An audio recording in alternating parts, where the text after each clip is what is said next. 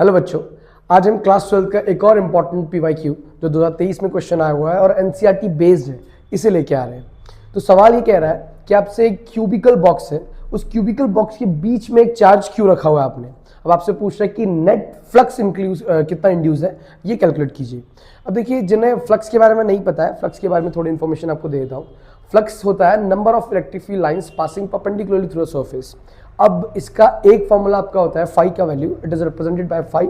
एक फॉर्मूला होता है आपका जी E dot A, electric field into area vector.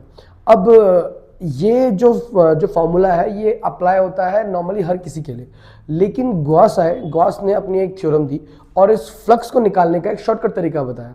उन्होंने बोला कि अगर कोई एक इनक्लोज सरफेस है, जैसे क्यूब एक बंद सरफेस है, चारों कमरे से बंद है, तो कोई भी एक इनक्लोज सरफेस अगर रहेगा, उस इनक्लोज सरफेस के अगर मुझे किसी का फ्लक्स निकालना है तो फ्लक्स का formula for according to Gauss theorem that flux would be equal to total charge enclose upon पे नॉट। बेसिक सा चीज, जितना भी उस डब्बे के अंदर पे चार्ज बंद हो रहा है उतना हमें निकालो, उतना आप क्या निकालो, उसका फॉर्मूला सीधे उतना चार्ज इनक्लोज लिखो अपॉन पे ई नॉट कर दो, टोटल फ्लक्स आ जाएगा।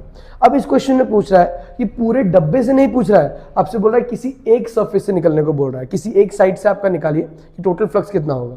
अब पूरे डब्बे का इतना आ रहा है क्यू अपॉन पे ई नॉट, तो अगर पूरे डब्बे का इतना आ रहा है तो और 6 पार्ट आपके अगर क्यूब होता है तो 6 किससे स्क्वायर से मिलके बनता है। तो अगर आपका एक क्यूब का टोटल इतना आ रहा है तो एक पार्ट का कितना आएगा, 1/6 of this total flux that is Q enclose upon पे ई नॉट। ये अभी एक पार्ट का है। अगर 2 का पूछता तो 2 इंटू दिस कर लेते, 3 का पूछता तो 3 इंटू दिस कर लेते। सिमिलरली आगे पे बढ़ते हैं आप। Thank you.